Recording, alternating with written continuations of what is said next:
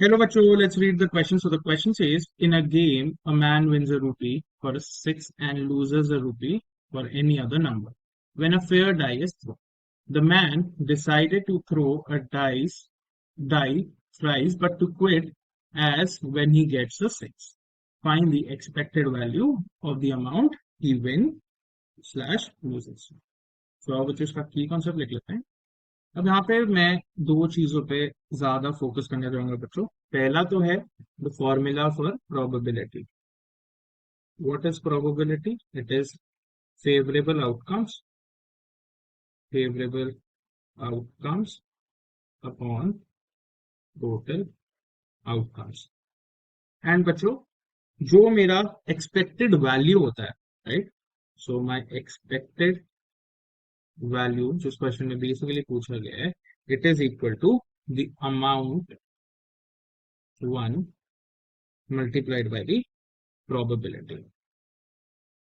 तो जो भी मेरी प्रोबेबिलिटी आएगी collective multiplied by the amount हो। सो वैसे मैं एक्सपेक्टेड वैल्यू देता हूं बच्चों।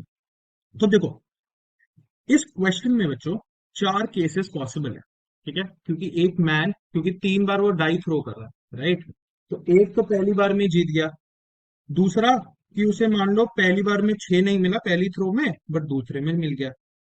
तीसरा केस क्या हो सकता है, पहले दो में छह नहीं मिला, तीसरे में मिल गया। और चौथा केस क्या हो सकता है, पहले तीन में नहीं मिला, मिला ही नहीं, राइट, मतलब मिला ही नहीं छह नंबर, कोई और नंबर आते गए बाद में।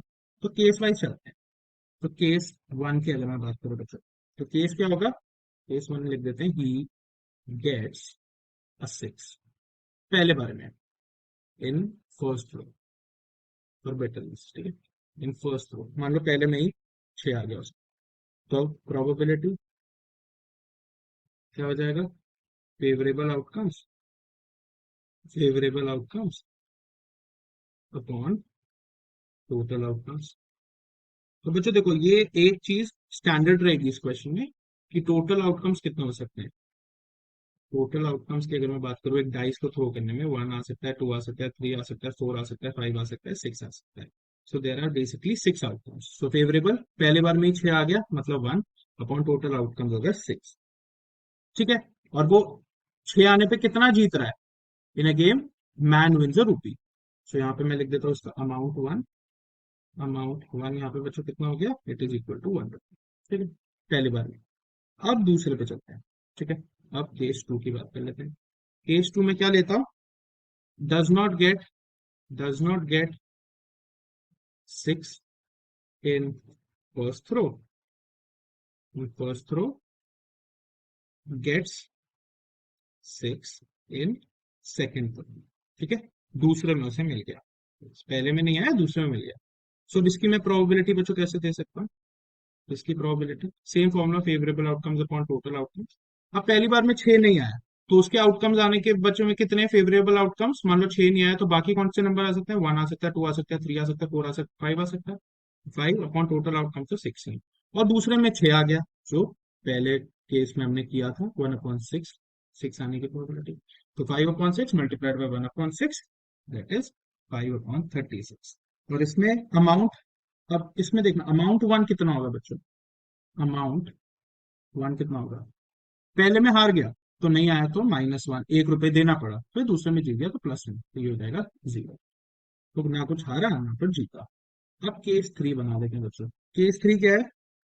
Does not get, does not get six in first and second throw, second throw, but gets six in third throw, तीसरे में मिल गया, ठीक है बच्चों। तो ये कितना हो जाएगा? प्रोबेबिलिटी इसकी दे देते हैं, प्रोबेबिलिटी हारने की प्रोबेबिलिटी है फाइव बाई सिक्स बच्चों। फिर एक और बार हारा, multiplied by five by six, मतलब ये फर्स्ट थ्रो, ये सेकंड थ्रो।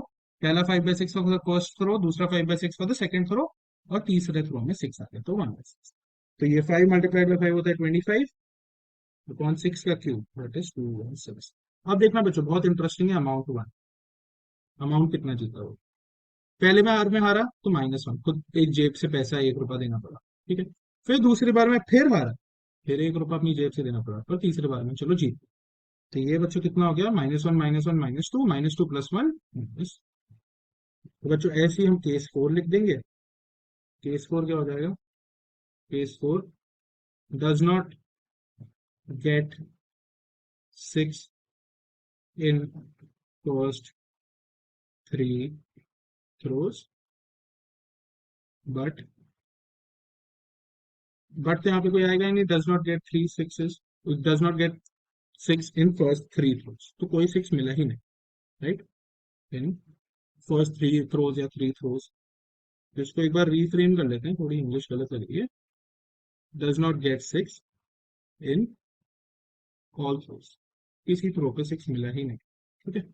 तो बच्चों वो क्या हो जाएगी, उसकी प्रोबेबिलिटी कैसे लिख दूंगा, हारने की ही तीनों बार में प्रोबेबिलिटी चाहिए, तो 5/6, 5/6 मल्टीप्लाइड बाय 5/6, ये हो जाएगा 5³ 125 एंड 6³ 216। अब इसमें देखो अमाउंट 1, भाई कितना जीता, जीता ही नहीं, तो -1 पहले थ्रो के लिए, फिर दूसरे के लिए भी -1, तीसरे के लिए भी -1, तो ये हो गया -3। ठीक है बच्चों, अब इसका देख लेते हैं एक्सपेक्टेड वैल्यू, राइट। तो भैया एक्सपेक्टेड वैल्यू पे, और मैंने आपको बताया था एक्सपेक्टेड वैल्यूज कितना क्या होता है, probability multiplied by the amount 1। तो सबकी अलग अलग प्रोबेबिलिटीज है, सबके अमाउंट अलग अलग 1 है। तो पहले केस के लिए क्या थी expected probability, expected value 1 multiplied by 1/6, plus दूसरे के लिए अमाउंट को जीता नहीं, 0 मल्टीप्लाइड बाय 5/36।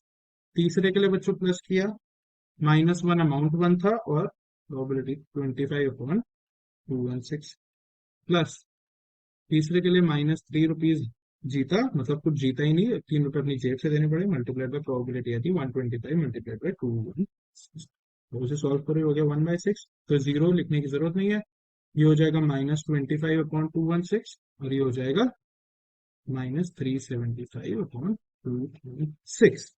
एलसीएम ले लो बच्चों, 216 एलसीएम आएगा, सो आएगा 216 -25 -375, so which is equal to -364/216। Solve किया, -91/54 रुपीज, या फिर रुपी दिया हुआ है, रुपीज, मतलब अपनी जेब से ही देना पड़ा, right. So the final answer is -91/54 rupees. I hope you understood it well. Best